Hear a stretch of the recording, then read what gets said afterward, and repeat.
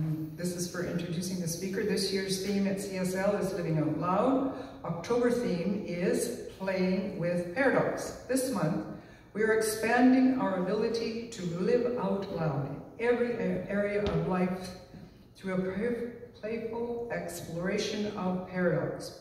Paradoxes are a natural part of life. The more that we can embrace this truth, the more we can find solutions to the major problems that we are facing in our individual lives, our communities, and the world, but rather than another absolute truth. Once we have deepened our own ability to play in paradox, we will apply this thinking to the paradoxes that inform and direct our lives in the world. And we will lean into using paradoxes to bring relevance to the idea of creating a world that works for everyone as we play with paradox out loud. And let me help you welcome our speaker this morning. It's Audrey Beaudry, and her topic is Shaking Up Our World View. Please help us welcome her.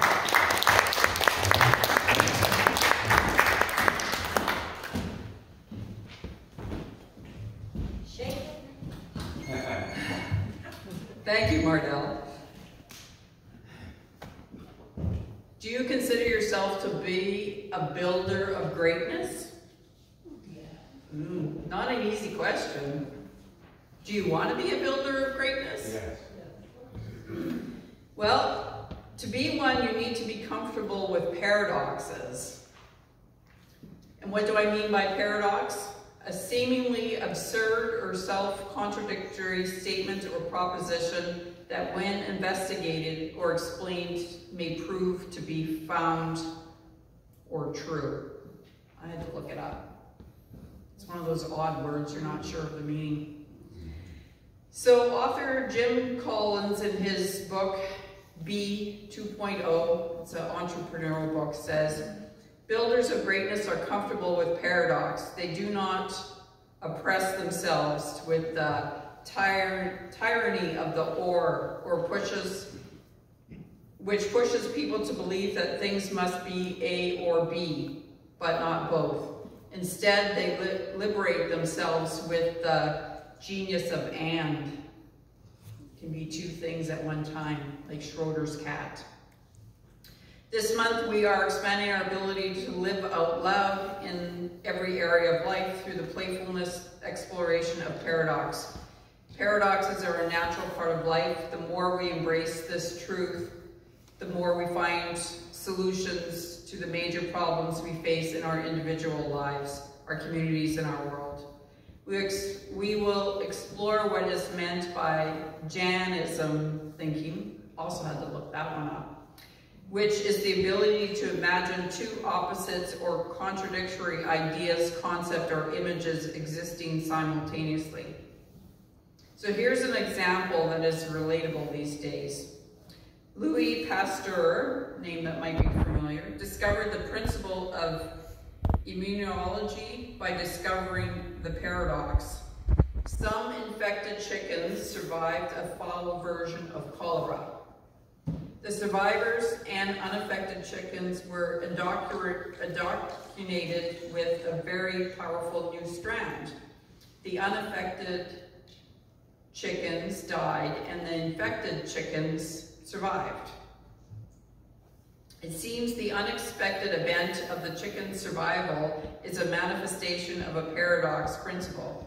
Pasteur needed to formulate the concept that the surviving animals were both deceased and not deceased at the same time, which means they had the disease and didn't have the disease at the same time. This prior undetected infection had therefore kept them free from disease and protected them from further infection. This paradox idea that disease could function to prevent disease was the original basis for the science of immunology, which has led to the working of vaccines. To develop a paradox mindset, we need to use our curiosity and vulnerability to get comfortable with living outside of our comfort zone and find the opposite of absolute truth is not a falsehood, but rather absolute truth. It's like, well, I'll leave that example till later. Once we have deepened our own ability to play in paradox, we apply this thinking to the paradoxes that inform and direct our lives.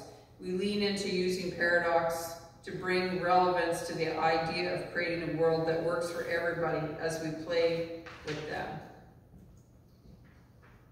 Paradoxes call us to be both curious and vulnerable. In our society, we often are taught that knowing and being right is the ultimate. It's the most important, more important than curiosity. We are also taught that we should only show the best parts of ourselves to the world, giving people, especially social media, the highlights and reels, rather than the behind-the-scenes mess that often exists. Yet playing the paradoxes offers us the ability to stay open to many perspectives, to not know and to be vulnerable and uncertain. So Science of Mind is, as we know, a spiritual philosophy founded on Ernest Holmes' ability to stay curious and vulnerable. His voracious appetite for knowledge and understanding led to him on an incredible journey of curiosity that we continue to benefit from.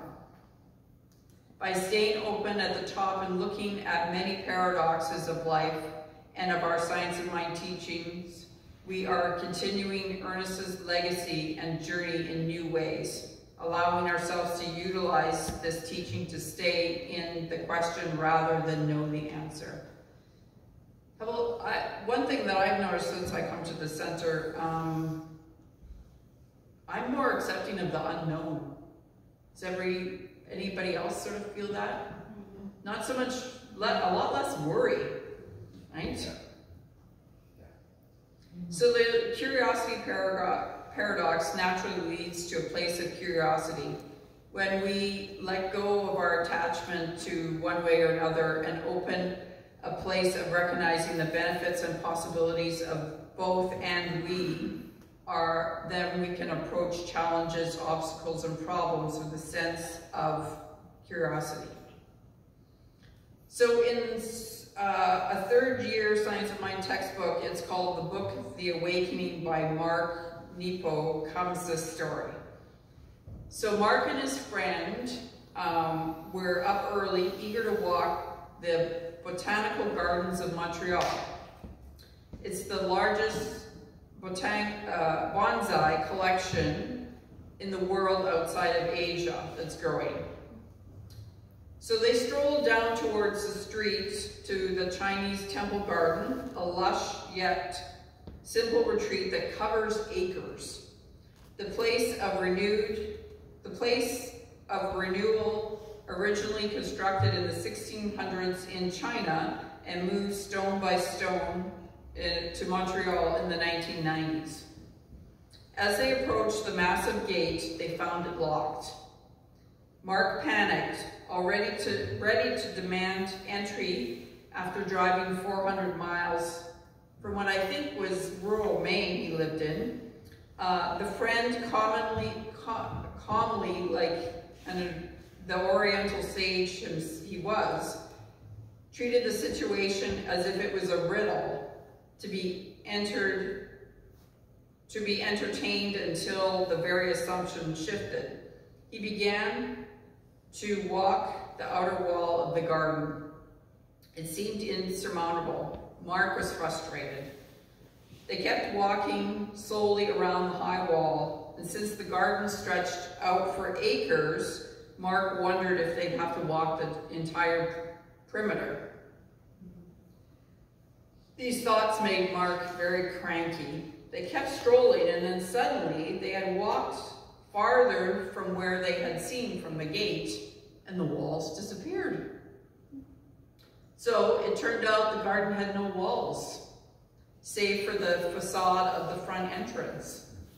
And so they simply walked through the open grass to the path that welcomed them. So how many times has the threshold seemed blocked or barred or locked upon their initial viewing?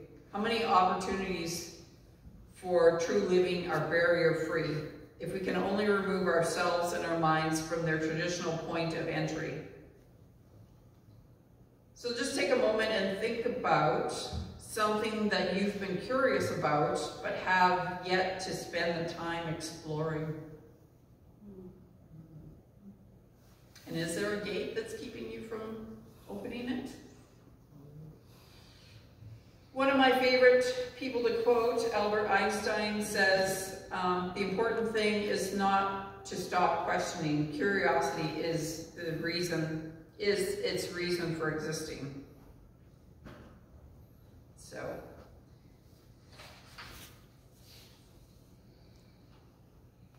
opening ourselves to the paradoxical mindset, being willing to play in vulnerability with curiosity and uncertainty. It can be challenging to remain in the space of questioning that comes with living a life of possibility and potentiality rather than knowing certainty. One of our favorite people to quote, Brene Brown, talks about what we look for the first thing we look for in other people is vulnerability. The last thing we want to show other people is vulnerability. Right? Lucky for us, many tools have been provided to us that shows us how we can continue to have a paradoxical mindset. Using the Zen Buddhist koans, which is a question they use into meditation that allows them to look at both sides. So a question you might be given at the beginning is, if you make noise clapping with 2 hands, what does clapping with 1 hand sound like? And then you go into meditation with that. Or another one is, if not placing any judgment, how did your face look like before your parents were born? Like that's, how do you meditate on that for 20 minutes? Now that we open doors of our consciousness and expand and expand and expand and expand and no longer link in terms of our own backyard, but in terms of infinite nature, in terms of universe. We must do this. This is Ernest Holmes in his book, Love and Law. Science of mind teaching or philosophies are open to change as Ernest Holmes was open. Here is a reading that supports my thinking about this. What we must avoid, however, is the confusion which arises from the belief in final revelations, from the belief that truth is at last discovered, or that someone, person, or someone's system of thought has delivered the last word. There is no finalities in science and philosophy or religion.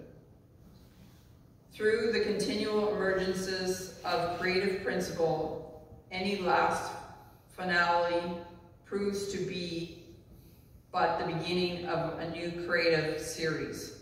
The eternal spirit finding its space in everlasting reality will never cease to emerge. And that's Ernest Holmes' Discover a Richer Life book. So I'm going to end this talk my favorite way with the affirmation, so please repeat if you like. I am curious. I am curious. And vulnerable. As I explore paradoxes in my life. As I explore paradoxes in my life. And so it is.